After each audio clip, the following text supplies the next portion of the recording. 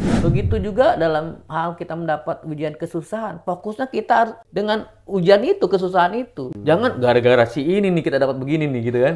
Kita fokus aja, oh kita sekarang lagi kesulitan. Kita fokus itu bagaimana caranya, dampaknya itu bagaimana kita bekerja lebih keras lagi, belajar lagi dan belajar lagi begitu. Sehingga kita tidak menyalah-nyalahkan orang.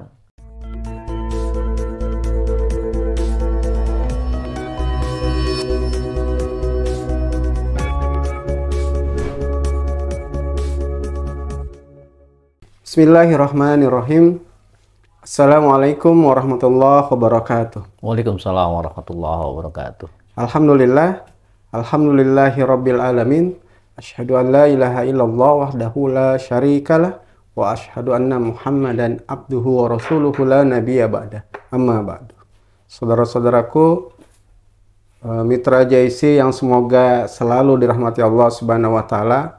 Tentunya semoga kita dalam keadaan sehat walafiat dan penuh keberkahan, sehingga tiada lain kita harus selalu bersyukur dan bersyukur akan nikmat yang Allah Subhanahu wa taala selalu karuniakan kepada kita. Sehingga sudah seharusnya kita sebagai makhluknya, sebagai hambanya, untuk membuktikan rasa syukur kita dengan berupaya menjalankan apa yang Allah perintahkan, dan tentunya kita juga berupaya untuk meninggalkan segala apa yang Allah larang kepada kita, sehingga wujud syukur kita benar-benar dapat kita buktikan. Selawat teriring salam tentunya juga kita harus sampaikan kepada baginda alam, Habibina wa syafi'ina wa maulana Muhammadin sallallahu alaihi wasallam, dan keluarganya, sahabat-sahabatnya, pengikutnya, dan semoga kepada kita semua hingga akhir kelak selalu istiqomah sebagai umat, pengikut, pejuang Rasulullah Sallallahu Alaihi Wasallam. Alhamdulillah, sorban umat seputar obrolan umat pada kesempatan Jumat yang penuh berkah ini, Allah takdirkan untuk bisa hadir ke mitra JIC sekalian. Tentunya ini semoga akan memberikan manfaat buat kita. Nah, kesempatan ini kita akan mengkaji, membahas kaitan dengan sesuatu yang sudah pasti Allah berikan kepada kita, yaitu ujian. Sebagaimana anak sekolah saat dia SD mau naik SMP itu harus melalui ujian. Anak SMP mau naik SMA begitu pun harus melalui ujian. Apalagi kita sebagai hamba Allah itu harus melalui ujian. Ujian apanya? Tentunya adalah ujian keimanan. Sebagaimana Allah Subhanahu wa taala mengingatkan kita dalam Al-Qur'an banyak beberapa ayat, salah satunya surat 29 ayat 2, surat Al-Ankabut. Allah menyatakan kepada kita, apakah kamu beriman? Padahal harus ada selalu ujian buat kamu. Artinya semua kehidupan ini adalah merupakan ujian buat kita. Sehingga bagaimana kita menyikapinya? Ini dia yang akan kita bahas sama-sama. Sehingga ini akan memberikan penguatan kepada kita. Jangan sampai kita saat terima ujian malah lemes, malah loyo, akhirnya nggak mau lagi ibadah kepada Allah. Nah, apakah harus begitu? Atau malah sebaliknya? Nah, ini yang harus kita pahami dan kita buktikan. Sehingga kesempatan ini bagaimana sikap kita menghadapi ujian yang itu semua adalah dari Allah Subhanahu wa taala, bersama narasumber kita yang biasa disapa dengan Abah Uje. Kita sapa. Assalamualaikum Abah. Waalaikumsalam warahmatullahi wabarakatuh. Alhamdulillah. Alhamdulillah sehat. Sekarang kayaknya semakin cocok aja nih, kontras nih Mas.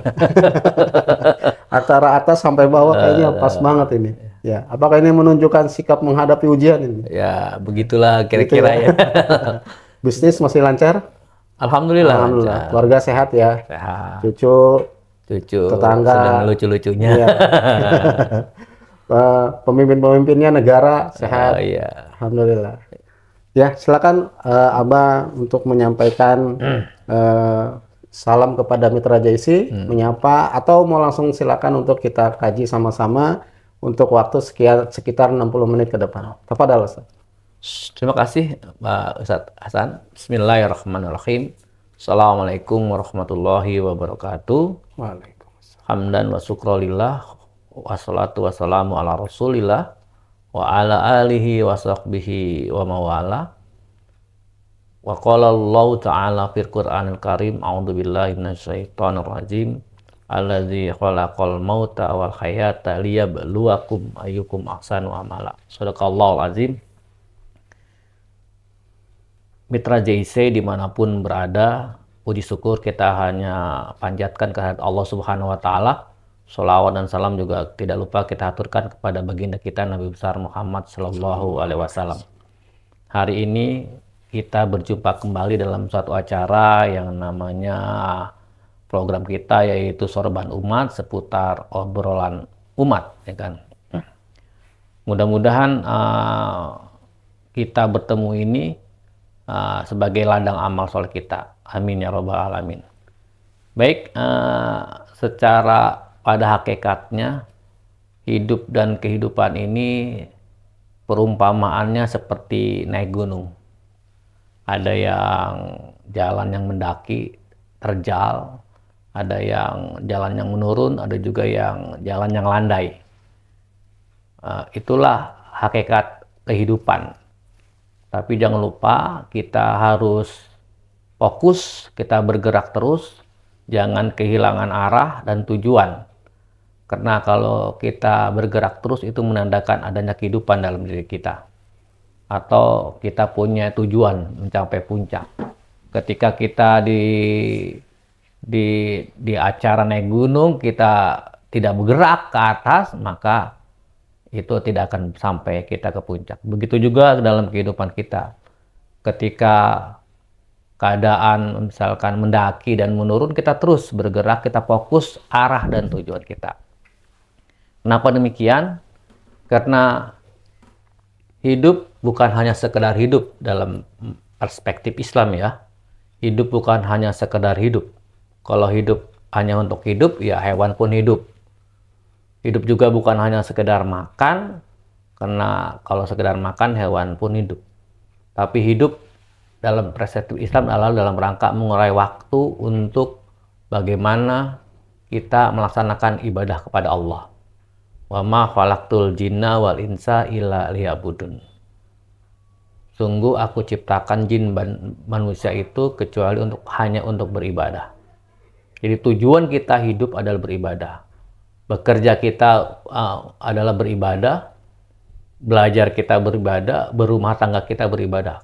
Kalau seluruh aspek kehidupan tatkala kita diniati dengan landasannya iman dan dalam proses ikhlas, maka itu semua ibadah. Tentunya ya, secara keniscayaan bahwa dalam proses hidup dan kehidupan itu ada ujian-ujian. Ujiannya adalah berlapis-lapis, bertingkat-tingkat dan tak habis-habis. Itu khusus bagi orang yang beriman. Ujiannya berlapis-lapis, bertingkat-tingkat dan tidak akan habis-habis. Lanjut, bagaimana kita menghadapi ujian itu? Maka ketika ujian dan cobaan itu menghampiri hidup kita, maka kita terus bergerak, melakukan karya, beramal soleh, karena Allah tidak berjanji bahwa hidup ini akan mudah, tapi Allah berjanji di dalam setiap kesulitan ada kemudahan. Inna ma'al usri yusra. Sesungguhnya di dalam kesulitan pasti ada kemudahan. Oleh karena itu kita fokus bagaimana menghadapi ujian tersebut. Untuk itu nanti kita bahas bersama-sama bagaimana menghadapi ujian tersebut. Demikian sebagai awal dari pembicaraan kita. Ya, alhamdulillah. Jadi mitra JIC sekalian, ternyata saat kita memahami kehidupan ini, itu diumpamakan laksana saat kita melakukan perjalanan ke suatu tempat yang penuh dengan, di situ ada tantangan Ustaz ya. Ada yang menanjak, menurun, mendaki, ada landai, ya. Tentunya itu harus dilewati semua. Ya. Iya. Kenapa? Karena kita memiliki tujuan.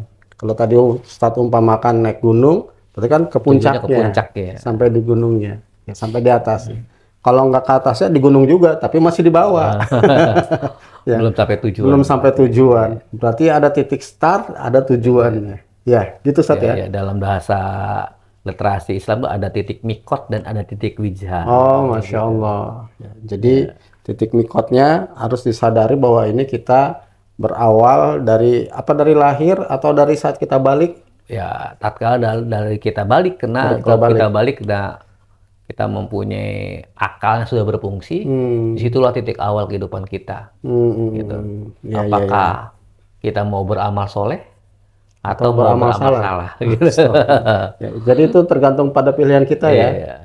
Nah, berarti saat kita menerima ujian, kan kalau kita ikut ujian, menerima ujian nih kalau di sekolah nih Ustaz, tadi saya contohkan di awal kan sekolah.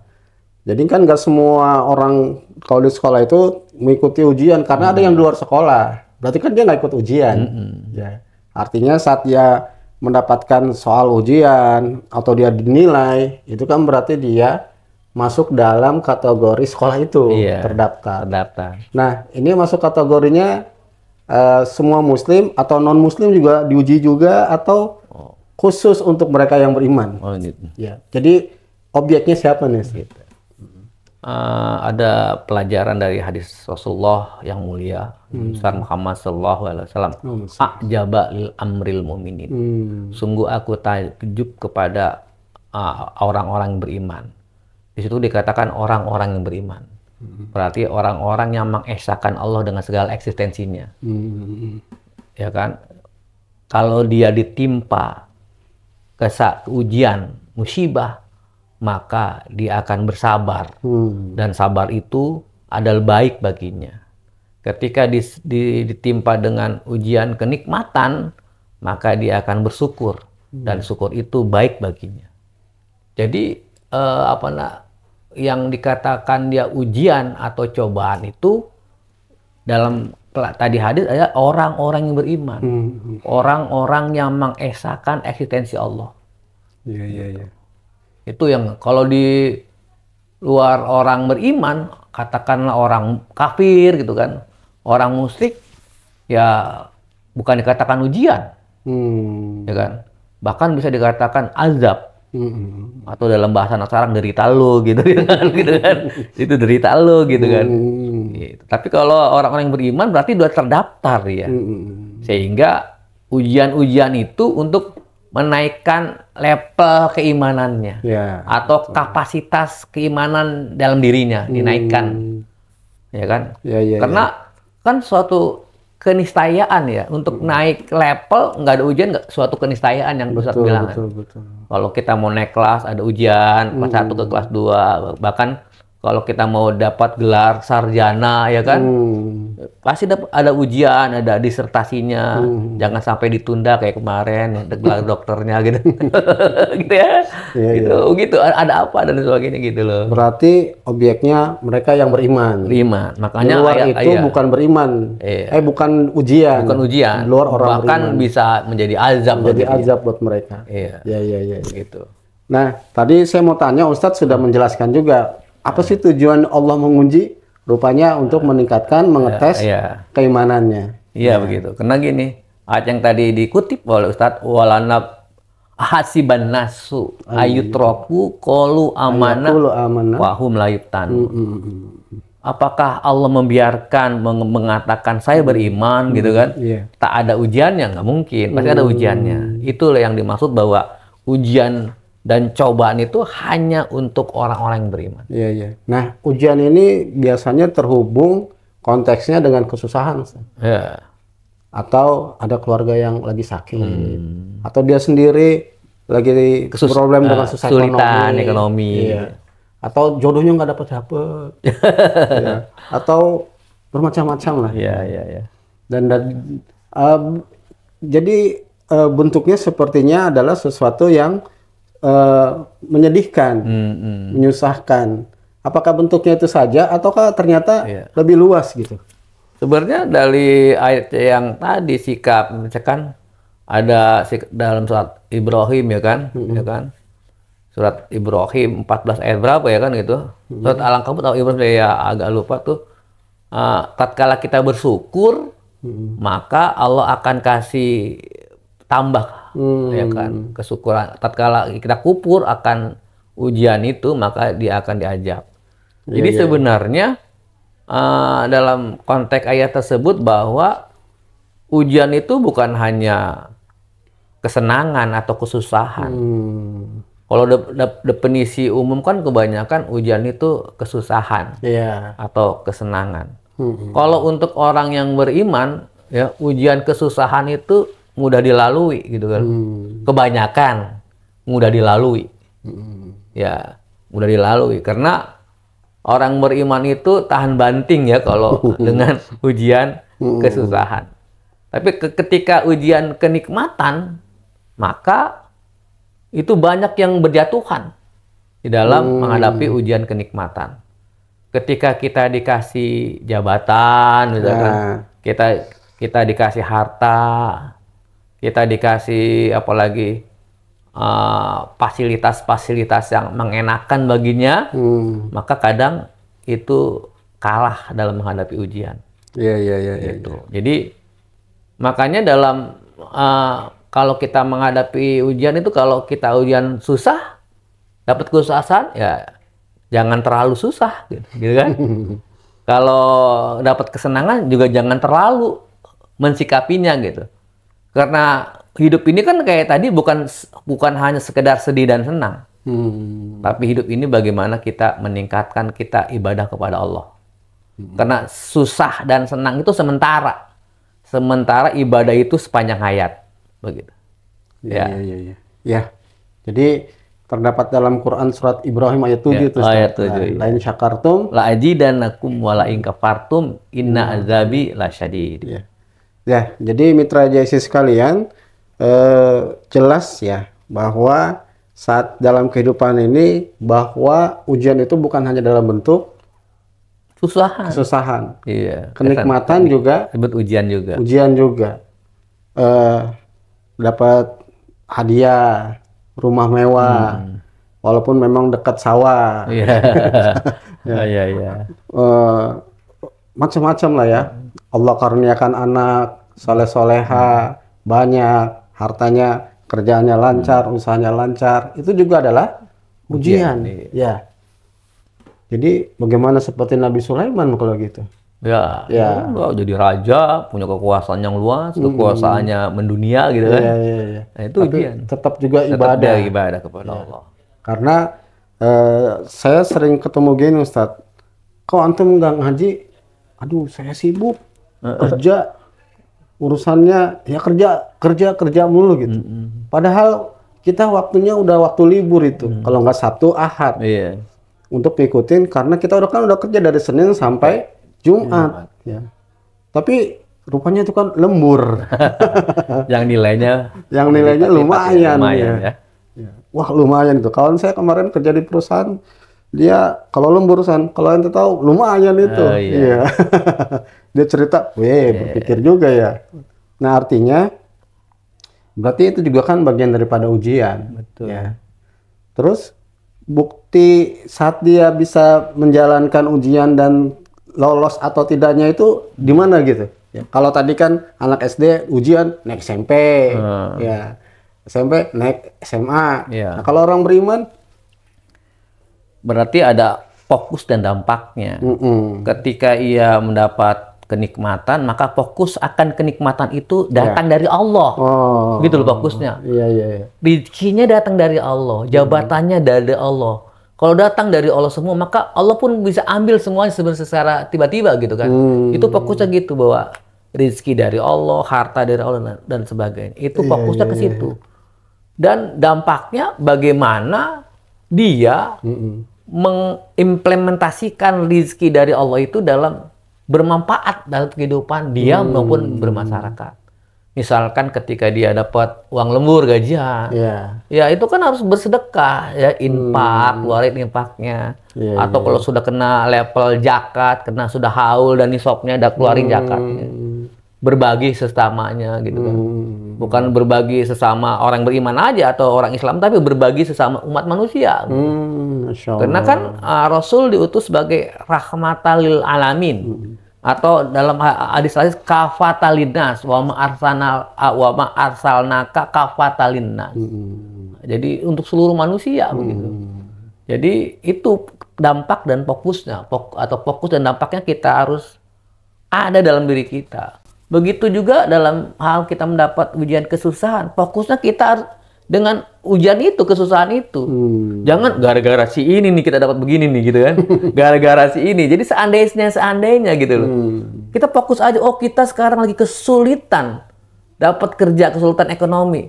Kita fokus itu bagaimana caranya, dampaknya itu bagaimana kita bekerja lebih keras lagi, belajar lagi dan belajar lagi begitu. Sehingga kita tidak menyalah-nyalahkan orang dengan kita ditimpa musibah atau kita juga merasa kemampuan kita. Ini loh kemampuan kita bukan dapat harta, bukan itu.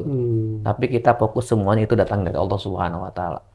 Karena itulah bagian rukun iman kita. Iman yang keenam, percaya, beriman, yakin akan qada dan kadarnya Allah.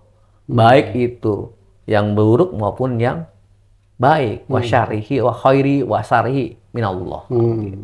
Ya, mitra JC sekalian, jadi harus kita pahami dan kita yakini bahwa kehidupan ini adalah kita sedang menjalani ujian. Ya. Dan ujiannya kita bermacam-macam. Berarti adakah tingkatan-tingkatan ujian, Ustaz? Kan kalau kita lihat baca sejarah, guru-guru kita jelasin bagaimana hebatnya, tahan bantingnya, keimanannya Nabi Ayub alaihissalam. Yang tadinya dia orang yang kaya, punya ladang, punya sawah, punya kontrakan mungkin, ya, punya pabrik, punya anak laki-laki, kuat semua, sehat semua, soleh. Tapi ternyata Allah uji dengan dahsyat sampai diberikan penyakit. Nah, ini kita kadang-kadang baru ini, aduh, jadi alasan. Nah, apakah ujian itu ada tingkatannya gitu? Ya, ujian itu ada tingkatannya, sesuai atau berbanding lurus dengan kapasitas keimanannya. Kalau kita ibaratkan pohon lagi nih, tadi kan gunung, sekarang kita ibaratkan pohon lagi ya kan. Kalau ibaratkan pohon, semakin tinggi pohonnya, maka semakin kencang anginnya.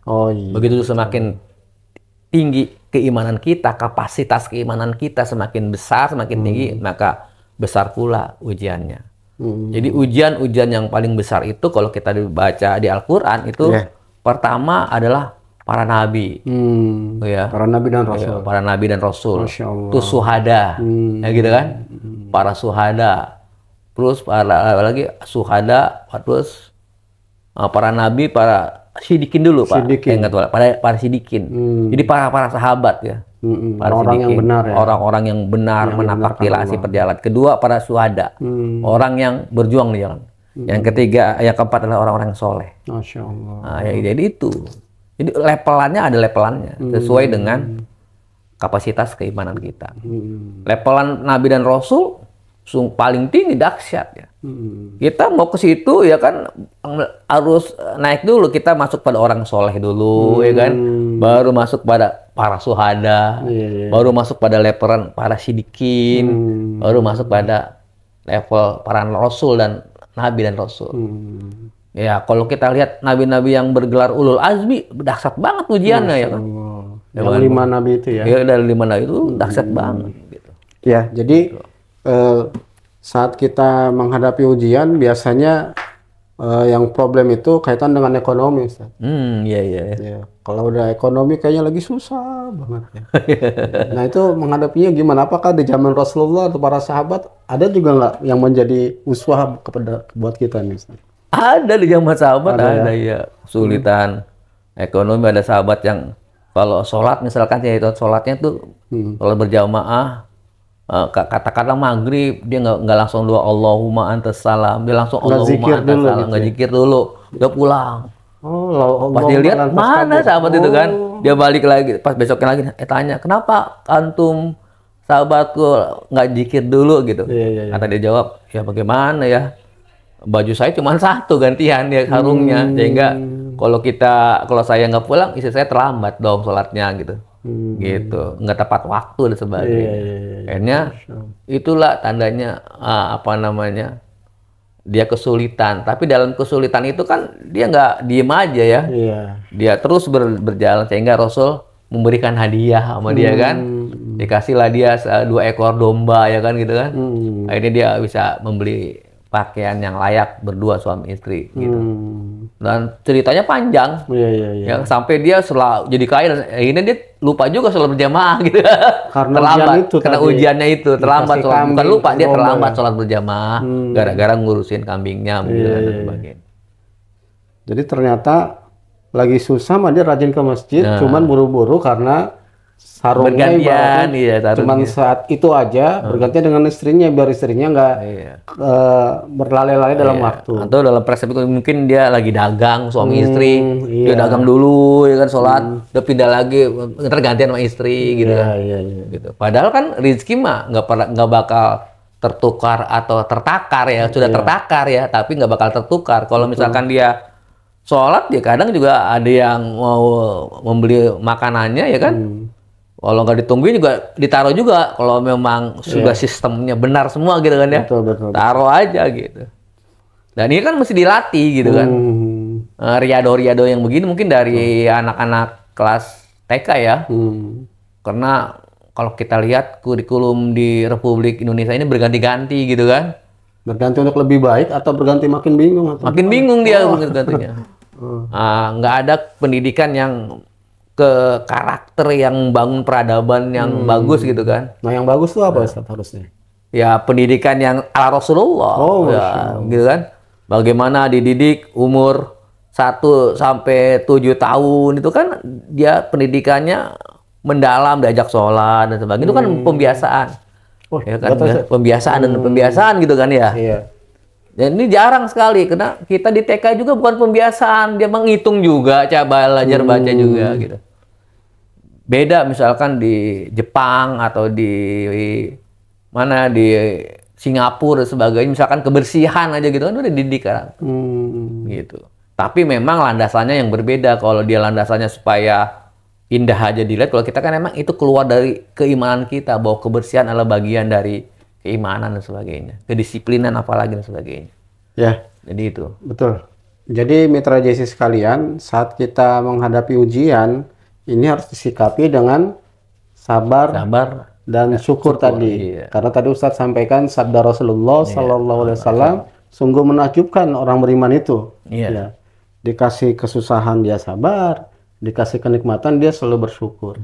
Artinya luar biasa gitu ya, nggak pernah merasa ujub, nggak pernah malah jadi berat gitu ya, luar biasa. Nah, yang timbul pertanyaan lagi, sering keluar kalimat kalimat tarji Ustaz. Innalillah wa inna ilaihi raji'un. Ya. Nah, itu korelasinya gimana tuh Ustaz dengan ujian atau ya. Kan sering nih pas, tapi itu dihubungkan dengan biasanya yang meninggal aja Ustaz. Iya. Ya kan kalau bicara ayatnya gimana itu? Ya.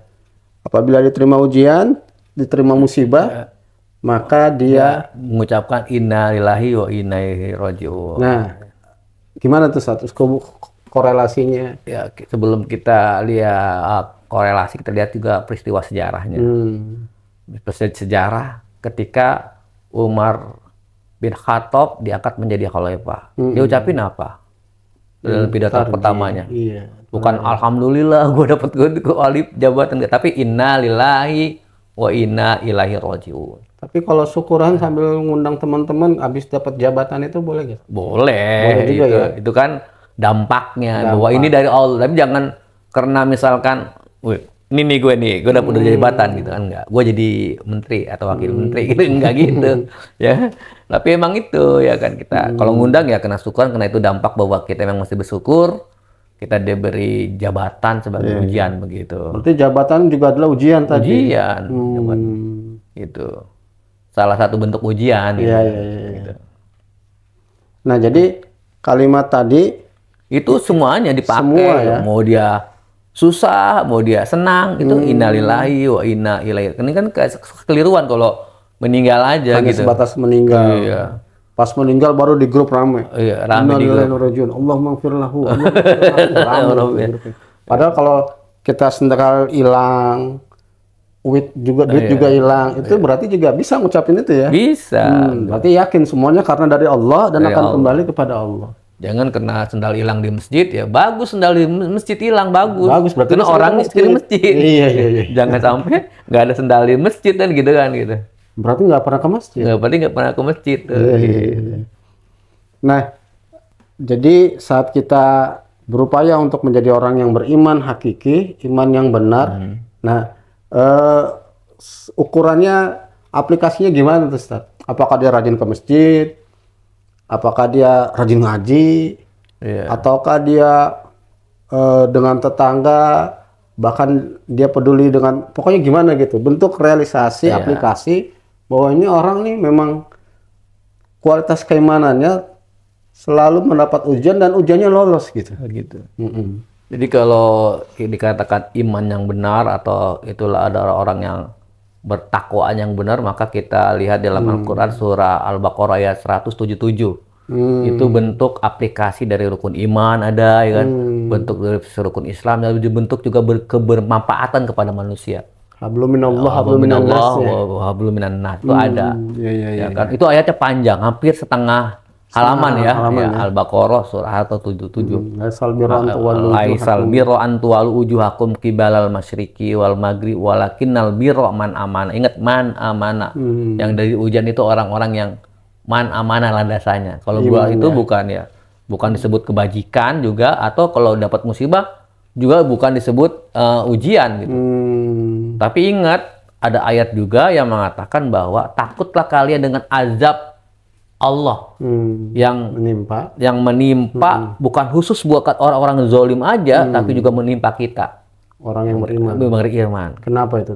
Karena kalau kan azab itu kan ketika kita ya sebagai orang beriman tidak melakukan dakwah untuk menerangkan orang-orang yang zalim itu, memperingatkan gitu, maka ketika azab itu turun, maka kena juga. Ya, kena juga. Astagfirullah. Misalkan ya kan, contoh banyak sekarang kan negeri kita kan julukannya berubah dari negeri Jamrut Katulistiwa menjadi negeri 1000 bencana. Astagfirullah. Tiap hari ada bencana. Baru-baru ini gunung meletus, gunung lewat tobi laki-laki di NTB. Berapa banyak korbannya? Kan bukan orang yang kafir aja dalam tanda kutip atau orang yang zalim aja. Orang beriman di sekitar itu kena nggak kira-kira? Ya, dia pasti ya kan. Ya. Apalagi bencana yang pada tahun berapa yang tsunami besar di Aceh, kan habis semua begitu. Gitu. Jadi pantesan aja saya juga ada kawan kayak gitu, dia cerita pas jadi kebakaran dia juga ngaku.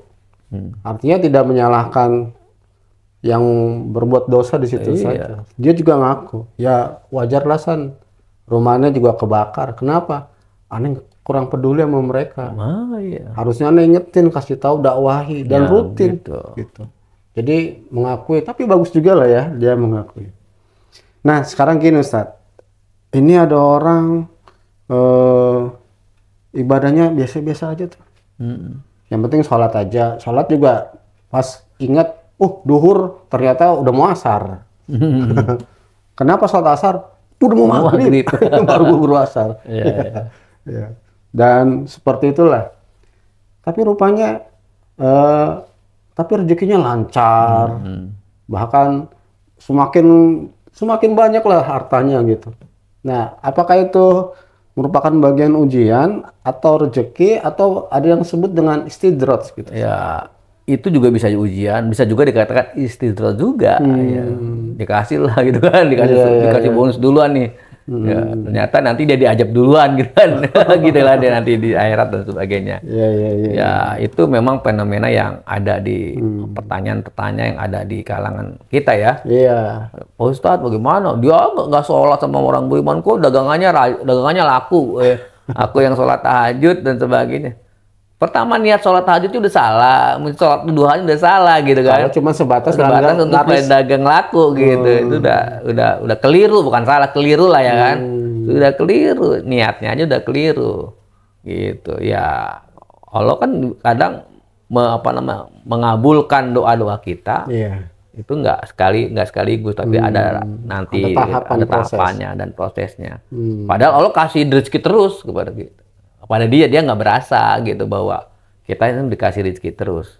Karena kebanyakan rezeki itu dinilai dengan bentuk materi, uang, harta dan sebagainya. Padahal kita sudah bisa bernapas saja dengan normal gitu. Terus mengeluarkan lagi dengan normal, terus suatu rezeki. Karena kalau nggak normal, coba kita beli tabung gas di rumah sakit. Ketika kita terserang paru-paru, kita terserang asma misalkan, itu berapa bayarnya gitu ya. Ini kita bernapas oleh Allah, dari napasnya aja, dari kita mengeluarkan napas aja, itu nggak bayar loh, gitu, gratis. Nah, itu yang mesti kita pikirkan, gitu. Pikirkan bahwa dengan beberapa nikmat yang Allah berikan yang tidak terasa, itu harusnya kita disyukuri. Kita jangan, kebanyakan kita keliru, Pak. Nggak nikmat nih kalau kita nggak punya uang, gitu kan. Mungkin punya, Ustadz, kurang. Nah, kurang gitu, banyak kan kurang. Gitu. Iya. Gitu. Ada sih, tapi cuman uang warna abu-abu. Kalau yang merah jarang ya. Iya. Nah, gitu. jadi saat kita bicara nikmat Allah, sebenarnya rezeki itu Allah sudah berikan kepada kita ya. Iya. Saya jadi teringat kemarin-kemarin sakit gigi, Ustaz. Ya. Padahal baru gigi yang sakit. Tapi sholat udah mulai mars, kayaknya ini waduh, kayaknya susah banget gitu. Padahal kepala masih ada, mata masih ngelihat, jantung masih berdetak, kaki masih bisa melangkah. Ya. Tadi kata Ustaz, bisa napas.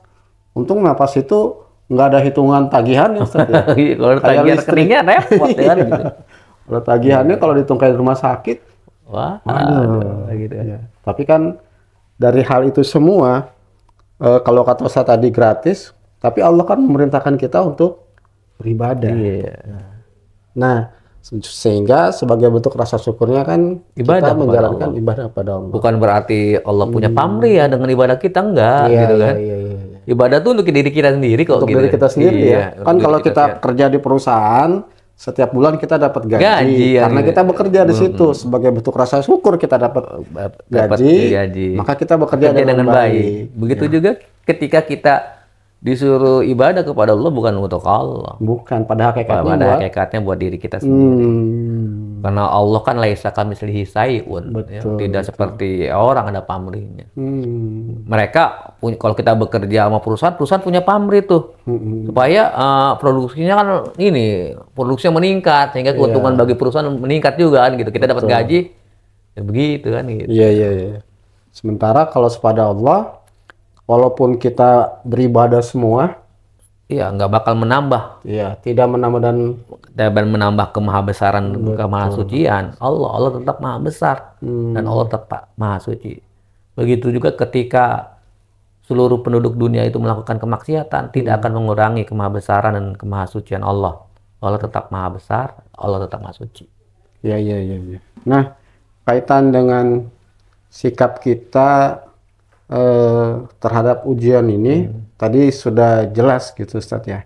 Nah, bagaimana ujian yang kaitan dengan, biasanya kalau dengan diri kita sanggup nih, Ustaz. Sanggup nahan lapar. Sanggup nahan lagi nggak ada duit gitu. Ya udah nggak usah jajan lah. Ya. Atau kita di rumah aja baca buku gitu bisa. Tapi kadang-kadang yang nggak sanggup saat ngeliat anak minta duit itu nggak ada gitu. Saat istri mau masak nggak ada, aduh. Nah, itu gimana itu menjaga itunya, Ustaz? Ya. Ada teman totonya WA, pinjem dong. Aduh, dia nggak tahu, saya juga. Ini problematika kehidupan ya. Nah, problematika kehidupan yang katakan kebanyakan itu seolah-olah kita itu sendiri gitu. Ya. Padahal problematika kehidupan itu lebih dahsyat dari itu ada begitu. Kita mungkin hari ini nggak bisa ngasih jajan anak, tapi ada yang lain nggak jajan-jajan anaknya gitu, yang tadi ceritakan itu kan problematika kehidupan ya kan. Betul. Yang kita mesti sikapi gitu kan. Makanya kan kayak tadi dari awal, maka terkala kita sedih jangan terlalu, terkala senang juga jangan terlalu. Karena sedih dan senang itu bersifat sementara. Semua ada masanya. Semua ada masanya. Mungkin hari ini dia nggak bisa jajan anaknya. Lusa tiba-tiba dikasih Allah dengan rezeki yang tak terduga. Masya Allah. Karena rezeki itu datangnya ada beberapa fase tuh ya. Ada misalkan kena kasab kita, kerja kita. Ada misalkan kerja bigoiri hisab, ya kan? Tiba-tiba kita nggak dihitung-hitung, tiba-tiba dapat itu. Ada min haitsu la yahtasib. Dari arah yang tidak terduga-duga gitu. Kita yakin itu pasti dikasih oleh Allah rezeki mah, ya kan? Hari ini mungkin anak kita nggak jajan, istri kita nggak pakai, katakanlah nggak pakai pakaian yang berganti-ganti gitu kan ya. Kalau mungkin lusa, mungkin itu Allah kasih rezeki dan sebagainya. Ini yang mesti kita sikapi itu. Jangan ketika anak kita nggak jajan hari ini kita putus asa, dampaknya kita putus asa. Itu nggak boleh gitu, putus asa, menyalah-nyalahin orang, apalagi menyalah-nyalahin Allah. Allah nggak adil nih. Anak saya bisa sampai nggak bisa jajan dan sebagainya kan gitu kan. Itu nggak boleh begitu. Tapi hadapilah dengan tawakal, dengan tenang istilahnya gitu. Bahkan di samping yang paling besar itu dengan sikap keikhlasan kita.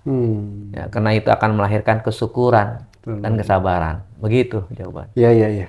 Mitra JC sekalian, jadi saat kita dalam kehidupan ini jangan sampai berpikir kita ini hidup sendiri. Ya. Kita ini sebagaimana diajarkan untuk sholat itu berjamaah bersama-sama, ternyata hidup juga harus berjamaah. Betul, gitu Ustaz ya. Iya. Menjalankan Islam ini nggak boleh sendiri. Artinya harus berjamaah sehingga saat kita ada problem apa bisa saling komunikasi. Ya, paling nggak saling udah kita melemparkan masalah kita gitu ya. Sehingga teman juga yang akan menerima berbagi masalah. Kali aja di situ Allah memberikan solusinya ya, gimana ya gitu, rezekinya gitu kan. Ya. Nah, kaitan dengan apa tadi rezeki Ustadz, ya. Jadi rupanya ada juga Ustadz sampaikan tadi ada 3, ya. Dengan dia kasab, dia bekerja. Kalau nggak kerja, nggak dapat duit. Iya. Ya, gitu. Kalau nggak buka praktek, orang nggak datang. Ya.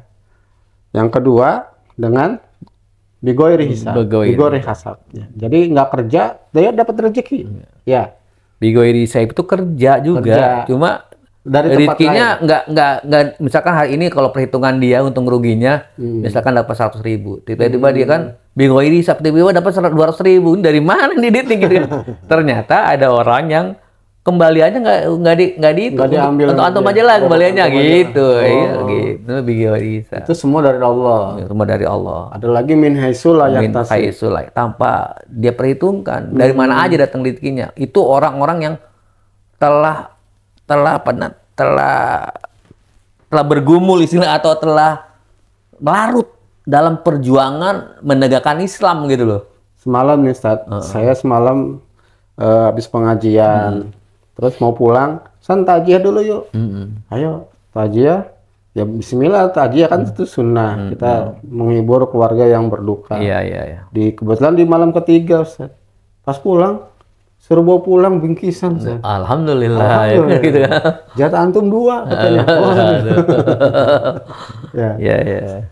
Nah itu masuk kategori apa tuh Ustaz? Ya masuk ke kategori min haitsu la yahtasib. Bisa juga goiri hisab juga. Ya. Karena kan satu kesatuan yang utuh tuh nggak bisa dipisahin gitu sebenarnya. Bukan kita kasab dulu. Enggak, ketika itu juga dalam kehidupan kita itu menjadi keyakinan yang satu kesatuan yang utuh integral tentang konsep rezeki gitu loh. Itu nggak pisah-pisah begitu. Seperti tidak pisahnya eksistensi Allah itu ya kan? Allah dan Rasul. Allah dan Rasul tidak bisa dipisahin eksistensinya, tetap dia harus integral dalam setiap kehidupan kita. Ya. Nah jadi saat kita menghadapi ujian, mitra JC sekalian, itu harus dengan sabar. Nah, namun pengertian sabar kadang-kadang ada yang gimana Ustaz? Ada yang keliru. Wah, gue mah sabar aja lah. Jadi sabar itu kesannya menunggu dan pasif gitu. Apakah gimana penjelasan Ustaz? Sabar itu adalah kemampuan diri untuk menahan menahan marah, menahan rasa putus asa dan sebagainya. Itu yang pertama dalam Kamus Besar Bahasa Indonesia begitu. Oh iya. Sabar nih kan. Tapi dalam konsep Quran itu sabar itu apa namanya, melakukan hal-hal yang terus ya, setelah ada ujian melakukan lagi terus lagi lakukan ya, apa, sampai dia disebut orang-orang yang sabar. Jadi tidak diem sabar itu gitu. Justru aktif, Kreatif dan inovatif Masya Allah. gitu. Kalau kita mentok jalan ini, jalan A, dia harus pakai opsi yang B gitu. Itu sabar gitu loh. Jangan sabar ditampar pipi kiri dikasih pipi kanan. Itu salah sabarnya gitu kan. Kayak harus sabar, ada inovasi, kreatif dan sebagainya. Kala kita sudah inovatif, sudah kreatif, tapi dia tidak juga hilang tuh musibah, ya kan?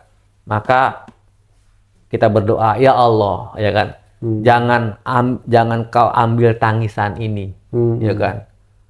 Bila hanya itu yang kau beri. Jadi jangan ambil, sih kita pengen nangis, tapi jangan kau ambil tangis ini, biar saya menangis aja gitu loh. Atau jangan kau apa namanya, jangan kau ambil apa namanya kedukaan ini gitu kan. Kalau ini yang bisa kita membacamu gitu. Jadi jangan ambil kemusibahan ini ya Allah, jangan kau tutup atau kau habiskan air mata ini. Bila itu nanti bisa akan membaca eksistensimu bahwa ini dari Allah nih. Kita tetap sabar, kita tetap tabah gitu. Kita nggak gerasa gerusu gitu kan dalam mensikapinya gitu kan.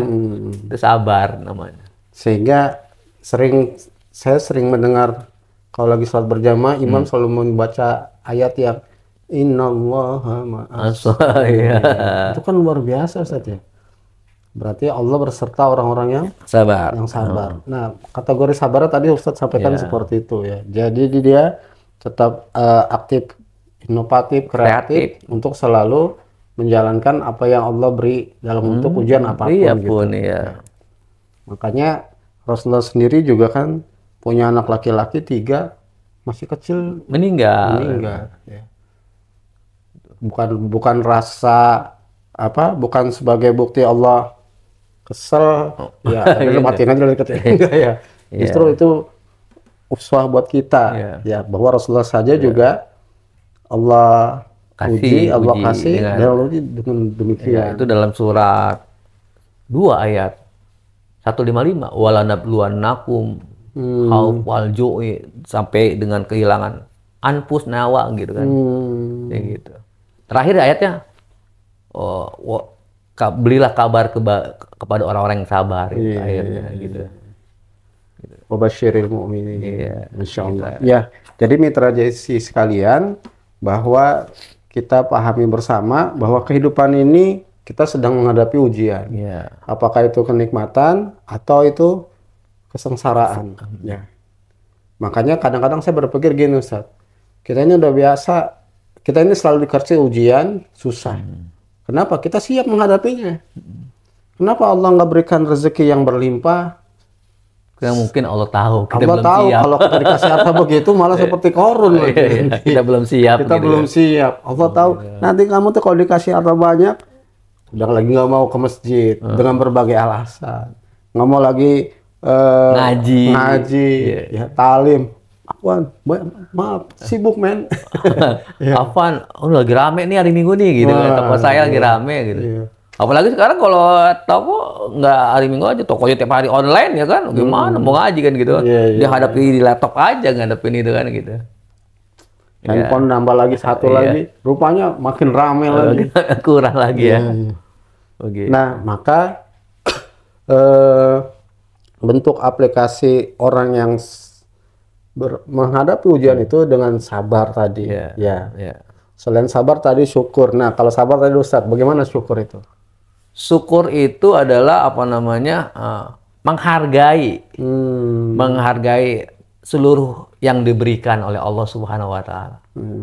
Baik itu apa namanya kenikmatan dihargai, bukan hanya sekedar mengucapkan alhamdulillah enggak, tapi bagaimana rezeki yang dari Allah itu, kenikmatan itu kita implementasikan dalam dampak dari kehidupan kita gitu. Kita misalkan bersedekah, berbagi, itu syukur gitu. Jadi sekali syukur itu bukan hanya alhamdulillah, tapi nggak ada, itu kalau bahasa kita itu syukuran anak-anak SD lah ya, alhamdulillah, tapi harus kita meningkat, naik level. Bagaimana rezeki kita itu bermanfaat. Karena Nabi bersabda bahwa orang yang baik itu adalah orang yang bermanfaat bagi manusia yang lainnya. Khairun nas Iya. wa anfa'ul nas. Gitu. Masya Allah. Nah, Itu syukur. ini sekarang biasanya agak kontradiktif nih, Ustaz. Kalau Anda pengen rezekinya berkah, bertambah, sedekah. Orang duitnya lagi nggak ada, atau duitnya lagi pas-pasan. Iya, iya, iya. Nah, kok kayaknya gimana sih? Punya uang tinggal 10.000. Kalau kita sedekah 5.000, 50% tuh. Iya. Ya tinggal 5.000. Ya. Gimana sih? Ya, harusnya yang nunggu sampai 100.000 lah paling enggak.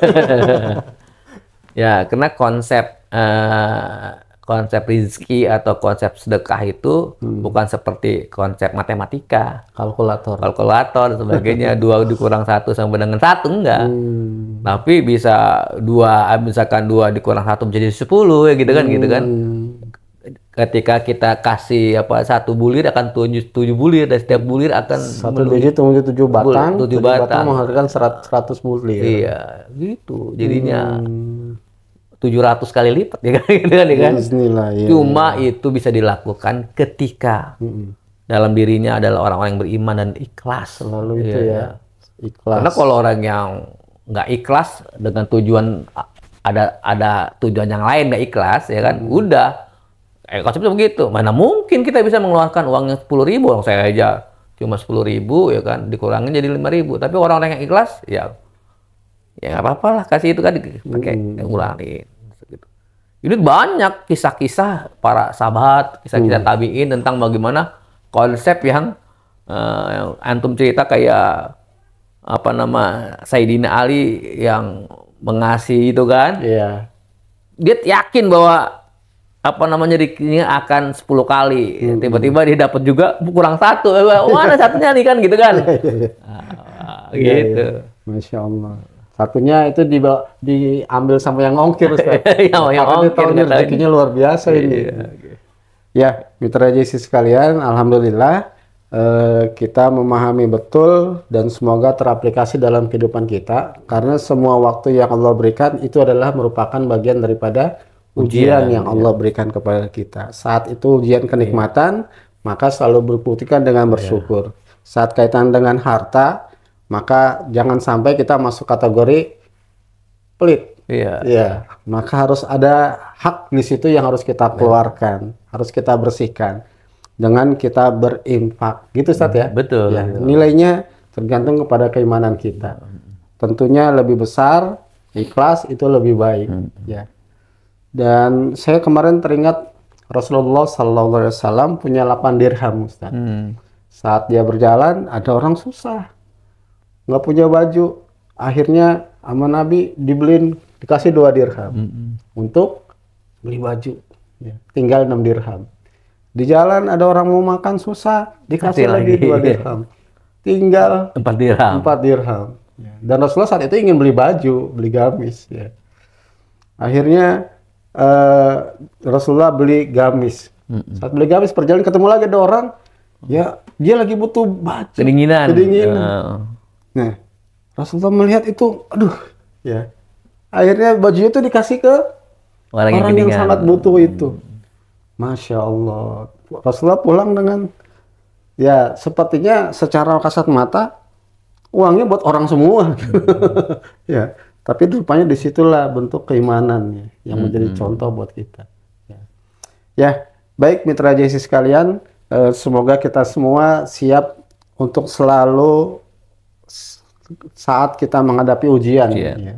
Baik itu bentuk apapun, maka sikapnya kita selalu menyatakan dalam diri kita segalanya dari Allah dan akan kembali kepada Allah. Inna lillahi wa inna ilaihi raji'un. Meskipun itu yang kita cintai orang tua, meskipun itu yang kita cintai istri dan anak-anak kita, harta yang kita sayangi, rumah dan macam-macam. Tapi orang beriman dia tidak menyesali, bahkan menjadi menyalah-nyalahkan. Ya, justru dia harus evaluasi dan makin meningkatkan kedekatannya kepada Allah. Gitu, Ustaz ya? Betul. Ya, baik. Nah, untuk menjaga terakhir nih, Ustaz, bagaimana menjaga agar kita istiqomah dalam menghadapi ujian itu? Mungkin ujian yang sekarang kita siap nih, kuat. Oh ini ujian yang ini masih kuat. Pas ada ujian yang lebih besar lagi. Nah, gimana? Jadi yang pertama kita harus istiqomah. Istiqomah dalam apa? Istiqomah dalam kebersamaan. Istiqomah dalam berjamaah. Karena di dalam berjamaah itu ada konsep yang namanya tausiah. Tausiah itu konsep pengawalan. Ya, dia saling menasehati dengan hak, dengan benar, dengan kasih sayang dan sebagainya. Itu yang harusnya. Jadi kalau kita bicara kesendirian ya udah pasti kalau kesendirian pasti dalam tanda kutip kehilang keistiqomahan kita. Karena kalau kita sendiri itu bagaikan bagaikan serigala, bagaikan gerombolan bison yang keluar dari gerombolan itu maka dia diterkam akan serigala. Begitu juga ketika kita keluar ya sendiri, hidupnya sendiri, itu istiqomah kita akan diterkam oleh serigala-serigala kemusyrikan, oleh serigala-serigala keriaan atau serigala-serigala kemunafikan. Jadi sebenarnya konsep yang diatur oleh Islam dengan konsep berjamaah misalkan seperti sholat berjamaah kan itu lebih baik daripada sholat sendirian. Besarnya 28 derajat ya kan? Iya, 27. 27 derajat ya kan? Lebih baik kalau sendirian. Kalau 27 rapat lagi, nggak bakal tuh masuk setannya gitu kan? Apalagi kalau sendiri ya, kadang rakaatnya juga lupa, gitu kan? Ya kan gitu ya? Iya. Padahal rakaat sholat itu maksimal 4. Iya, bisa lupa juga ya. Lupa juga. Begitu ya. Jadi ingat bahwa kita itu bukan sendiri ya. Harusnya kita cari berjamaah supaya kita tetap istiqomah dalam menghadapi ujian. Karena kan ujian untuk orang yang beriman itu sepanjang hayat. Sampai hidup. Kita timbul keyakinan. Surah 15 ayat 59 tuh. Wa'bud rabbaka hatta ta'tiyakal yakin. Kita beribadah tuh sepanjang hayat sampai timbul keyakinan. Timbul keyakinan tuh sampai kita meninggal. Dan kita tatkala sakaratul maut kan kita yakin tidak ada hijab sama Allah. Oh ini gambaran amal kita. Kalau amal buruk ya dia melotot gitu kan.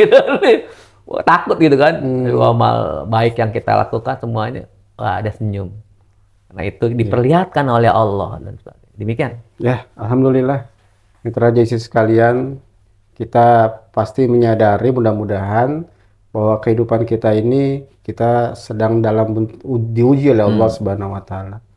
Saat anak kita, keluarga kita, harta kita, Allah ambil dengan cara Allah. Apa itu cara Allah? Lewat kematian, lewat diambil sama orang, ketipu oleh orang lain, atau dalam berbisnis ternyata dia rugi. Itu merupakan bagian daripada ketentuan Allah. Betul. Ya, tadi Ustaz sampaikan dalam rukun iman yang ke-6, ini adalah takdir Allah. Ya, maka kita harus menyikapi selalu dengan sebaik-baiknya istiqomah yang bentuknya konkret, yakni dia harus kebersamaan, berjamaah. Ya, nah wujud konkret berjamaah paling tidak kita mengikuti majelis taklim, Ustaz ya. Ya, majelis taklim di situ mengingatkan kita dan kita rutinkan. Ya, bukan seperti sebatas maulid aja, Ustaz. Betul. Setahun sekali, enggak. Tapi Itu kita didawamkan ya. Harus rutin lah ya. Karena setan juga menggoda manusia itu full 24 jam. Full 24 jam. Ya. Nah, maka kita pun selalu berdoa, bermohon kepada Allah agar kita diistiqomahkan, dan saat kita menghadapi ujian kita selalu diberikan kekuatan. Gitu, Ustaz ya? Ya, baik. Alhamdulillah, mitra JC sekalian, kita sudah di penghujung waktu untuk program Sorban Umat ini seputar obrolan umat. Tentu dengan harapan semoga segala apapun yang Allah berikan kepada kita, apakah itu kenikmatan, apa itu kesusahan, atau apapun itu, maka kita harus selalu berbaik sangka kepada Allah dan kita harus berlapang dada. Kalau udah lapang, apapun yang diisi muat. Kalau sempit dada, sedikit aja luber. Udah nggak muat, jadi susah gitu. Ya, makanya harus selalu kita jaga. Salah satunya kita selalu dekat pada Allah, tilawatil Quran. Di hari Jumat biasakan baca surat Al-Kahfi. Di hari-hari yang lain jangan tinggalkan satu lembar sedikit pun gitu, Ustaz ya. Meskipun satu lembar jangan kita tinggalkan untuk tilawatil Quran. Kita mengikuti majelis ilmu yang di situ mengajarkan kepada kita bahwa kita selalu ikhlas, bahwa kita selalu sabar yang konkret, nyata gitu. Dan semoga kita semua diberikan kekuatan, Amin, amin. kecakapan, kepandaian, kecerdasan, ya, keikhlasan dan keistiqomahan, Amin. baik dalam kesendirian dan terutama kebersamaan, tentunya semuanya atas ridha Allah Subhanahu wa Ta'ala. Ini saja yang bisa kita ketengahkan di program Sorbat Umat ini, dan semoga ada manfaatnya. Dan apabila ada kekurangan, pastinya dari kami semua, maka mohon dimaafkan.